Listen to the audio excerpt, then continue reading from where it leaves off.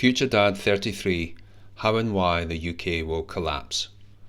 Quote, masculine republics give way to feminine democracies, and feminine democracies give way to tyranny. Aristotle. Great Britain is a unique country with a rich, distinct culture spanning over 1,000 years. The Domesday Book, the Magna Carta, Henry VIII, Shakespeare, cricket, Isaac Newton, Adam Smith, the Industrial Revolution, tea and scones, the telephone, James Clerk Maxwell, London buses, George Orwell, the Turing machine, the Beatles, Mr. Bean, Dolly the sheep. A culture rich in history and innovation indeed. But these events and achievements of Britain are all in the past. Dolly the sheep, announced to the world in, fittingly enough, 1997, was the UK's last momentous claim to fame.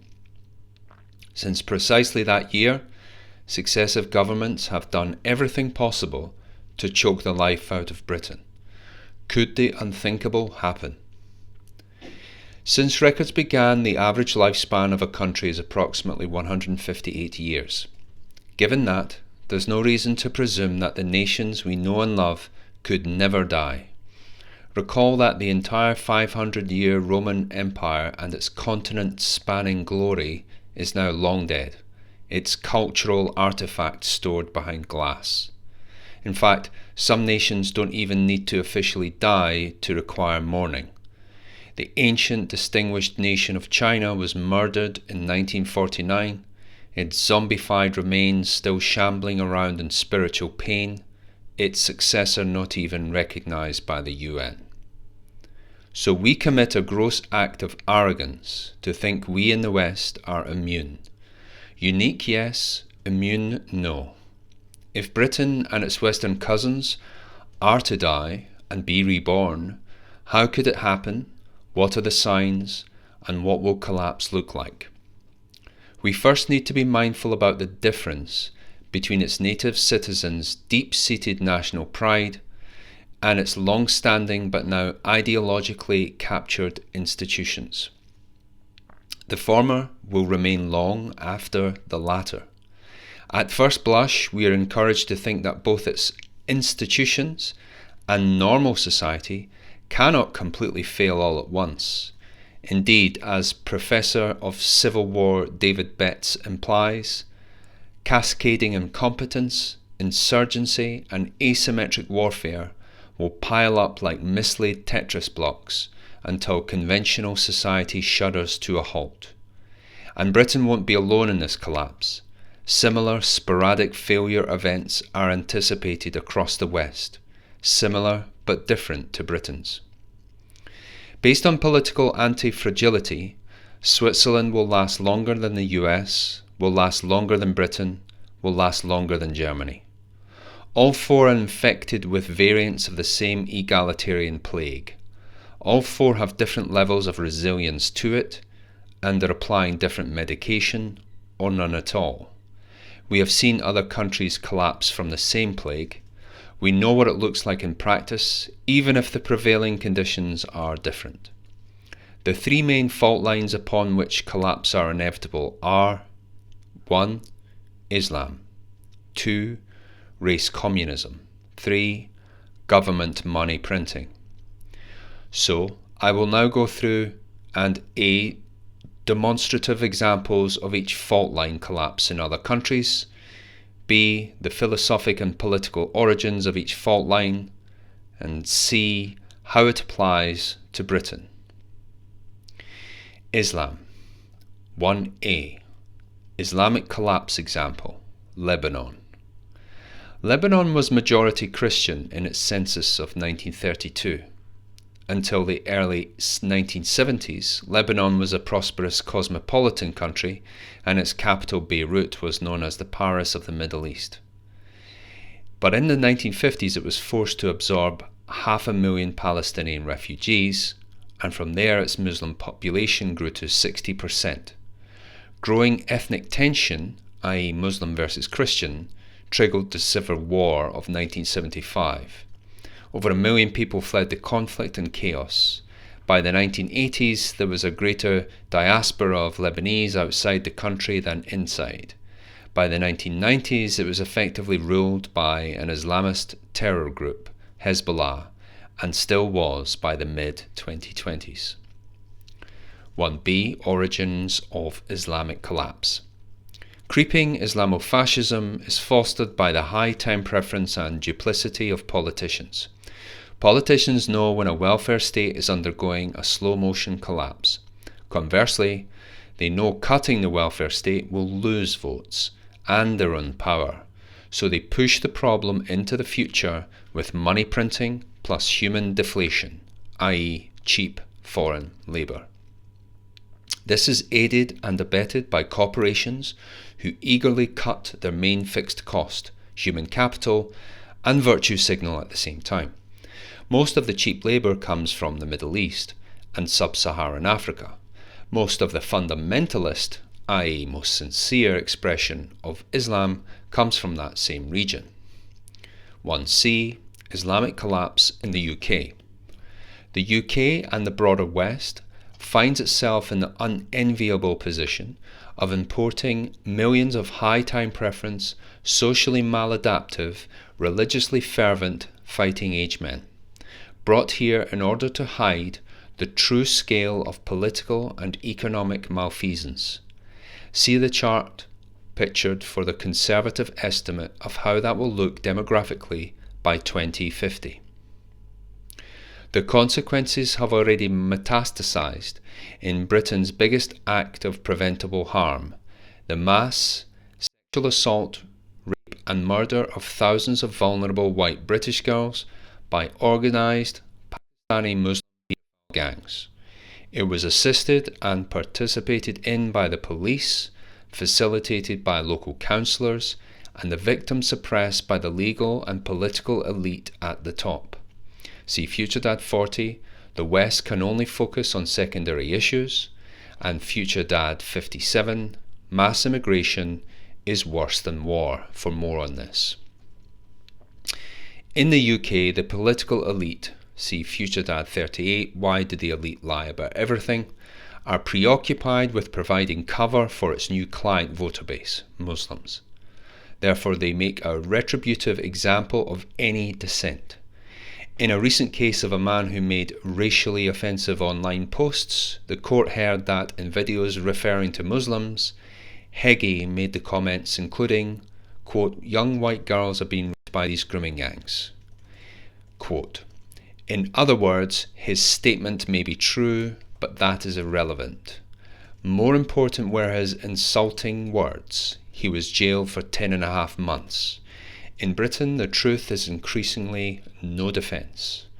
Indeed, for the case involving a town at the centre of gangs, Oldham, the UK Minister in charge of safeguarding women and children, Jess Phillips, blocked an attempt to bring that case to court.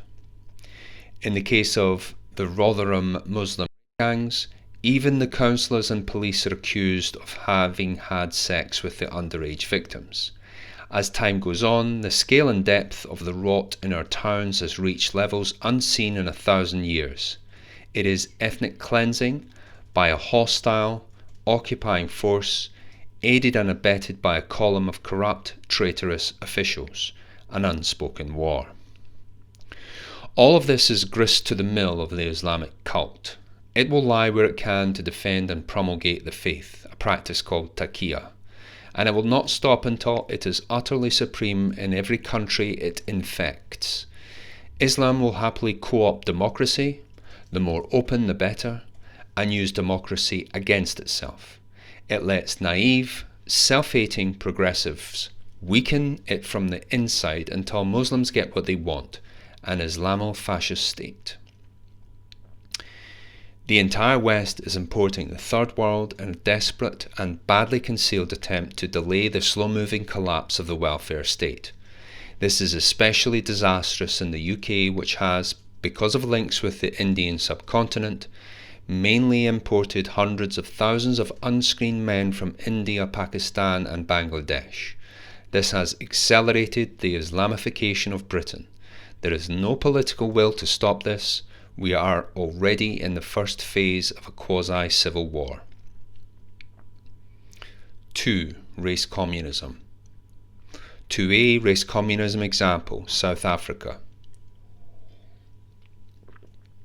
In the 1980s, South Africa was rich and powerful enough to have nuclear weapons. At the same time, it was declared a place of apartheid, white-dominated rule of a mostly black country. Communist black nationalists took charge in the 1990s, headed by two self-admitted terrorists, Nelson and Winnie Mandela. White rule was completely reversed, and racial quotas were installed. Big society, leftist policies and explicit quasi-race communism statutes took grip of South Africa, with no political counterweight. All businesses were made by law to be at least 30% black owned, and why there is no Starlink in Elon Musk's country of birth. Expropriation without compensation, i.e. land seizures, was signed into law in January 2025.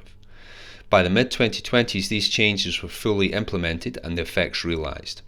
The power grid is now so badly managed that South Africans plan their lives around electricity blackouts, called load shedding. Locals rip up roads to steal copper cables. The massacre of white farmers has become commonplace. South Africa has become the race capital of the world. 2b. Origins of race communism. I talked about government-fueled collectivist decay at length in the essays FutureDad 11, Why Government is So Dangerous, FutureDad 18, COVID Part 2, Lockdowns Were an Attempted Communist Revolution, and FutureDad 37, Gay Race Communism as a Great Filter. And FutureDad 40, The West Can Only Focus on Secondary Issues. The political elite have realised that there is no support from the traditional white working class. In fact, there's outright hostility, and have decided to use a vanguard of the non-white protected class to protect it from reprisals. This ensures the fomenting of anarcho-tyranny, the policy of using elevated crime levels to distract, weaken and equalise the working and middle class whilst enriching themselves, a mainstay of communism. 2c. Race communism collapse in the UK. The UK political machinery has fully adopted the precepts of race communism. There's no better example of this than in the £15 billion foreign aid budget. It includes such items as £114 million inclusive green enterprise for India, £9.5 million for accountability inclusion in the Congo, and £264,000 studying disinformation in Ethiopia. Even the oversight of such is corrupt. In January 2025, the National Audit Office, responsible for monitoring government spending, advertised a head of D&I for £80,000 a year. See FutureDad 51, reports of the death of ESG are exaggerated. A hallmark of communism is a championing of criminality to keep the middle and working classes distracted, fearful and weak. Sadiq Khan, the quasi-permanent Muslim London mayor, was given a knighthood while presiding over a 61% rise in knife crime after he scrapped stop and search. At the very top layer of politics, there is a tacit agreement that native British must be punished and demonised because of their privilege. Following the Southport massacre in 2024, Labour Prime Minister Keir Starmer stayed at the Wreath site for 19 seconds, then demonised and set up a 24-hour court to promptly jail protesters. The killer was a suspected Muslim of Rwandan heritage. The entire West is undergoing an unstoppable communist revolution to the benefit of an elite class of self-hating and pseudo-virtuous globalists. This is especially prevalent in the UK. There is no political will to stop this. We are already in the first phase of a quasi-civil war. 3. Money printing. 3a. Money printing example. Venezuela. In the 1990s, Venezuela was one of the largest exporters of oil in the world. After years of unsustainable wealth distribution, the Maduro government dramatically increased the money supply by 64% in 2014. whereupon inflation reached 1 to 2 million% in 2018. By the late 2010s, it was in default of its debt repayments, and by the 2020s, the economy collapsed. People resorted to eating both their pets and the animals found in abandoned zoos, and the leading female profession became prostitution. 3b. Origins of money printing. Money printing is triggered by the high time preference and duplicity of politicians. They cannot instantiate their power via the ballot box if they cut spending, because the electorate as a whole, without naming and spoiling the primary cause, enjoys and votes for free stuff. Conversely, they cannot raise taxes as much as they'd like to bribe the voters, because the public will eventually wake up from their stupor and complain. So they conveniently push the problem into the future by printing money, quantitative easing. Money printing devalues the currency, so everything costs more and salaries are usually last to catch up. Money printing is a stealth tax on your immediate future and an impoverishment of your descendants. It calcifies the poverty of the working class because they are not in the position or have the knowledge to buy investment assets to protect themselves from inflation's financial devastation.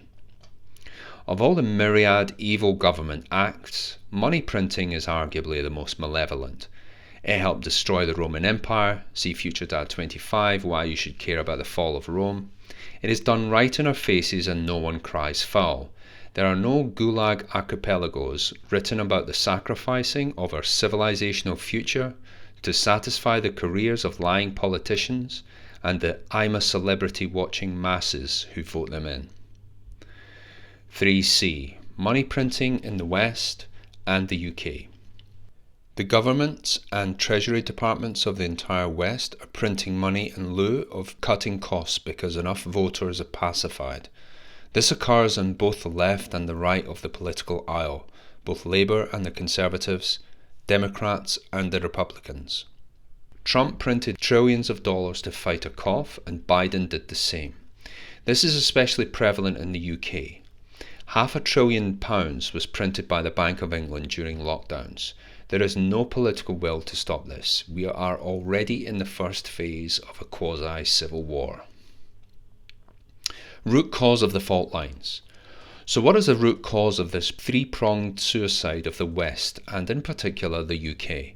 In other words, what is the origin of the three fault lines above? Feminism. The grandmother of all three is feminism. It is not just another causal effect, it is the fountainhead, or if you prefer, the syringe through which these three poisons are injected. See also FutureDad 32, the fertility rate crash is only one cause, and FutureDad 52, the long end of the longhouse. Women vote for more money, whether it's from direct taxation or from money printing, because they are genetically evolved to collect resources. Women vote for more immigration, because most, in some countries 95%, immigrants are single men, and it is genetically advantageous to have more candidates for reproductive success. Women vote for race communism because in the main they value equality rather than tradition or freedom. These three traits are bad enough on their own, from a societal stability perspective, but women also take their moral cues from the prevailing, socially acceptable discourse, not through experience or principles or lessons from nature. The downstream effects are catastrophic. Everything gets worse, from male labour force participation to sexual assault, from obesity rates to levels of depression, from dating to fertility rate. There's no point charting these things and regressing to find cross-sectional relationships, since they are all simultaneously eroding, all due to the motherlode of bad ideas, feminism. Note that this is not a value judgment on any specific woman. Women are obviously indispensable to the thriving of the human race. They are and can be wonderful individually. In fact, women are the underlying reason why almost all men strive to be better versions of themselves. Women are just following their natural instincts and so must be led positively, not followed or pedestalized by good men. This social structure has almost completely collapsed by the 2020s. The structure now in place has put civilizational decision-making in the wrong hands. So what happens now, 2025 to 2035? There will be growing unrest and an increasing number of riots like the one following the Southport massacre in 2024, but on an ongoing basis, like in South America and in the Middle East. At first in response to each attack by foreign invaders, then on a tit-for-tat, semi-permanent basis. Then there would be the initial signs of balkanization, mostly between cities and the countryside. When enough native, patriotic British people eventually reach, as it were, effort, then their relative comfort no longer outweighs the personal risk, then the unrest reaches the next phase. After a sporadic start, it grows into a full-blown, yet publicly suppressed, quasi-civil war between an uneasy Islamic leftist urban alliance and a disjointed native working-class patriot faction. It will be a civil war like Lebanon's, but with a distinctly British flavour like the peasant revolt of the 14th century, but continuously. Infrastructure will be targeted, sub-factions will rise and fall, and guerrilla tactics will be the norm. There will be power failures, supply chain disruption, and skirmishes between emergent new factions. Muslims will form a caliphate, consisting of a crescent moon-shaped power block from Manchester to London, and implement full Sharia law and jizya tax within it. Millions of non-Muslim and non-leftists will flee to the countryside and Scotland, and those with means will emigrate as refugees.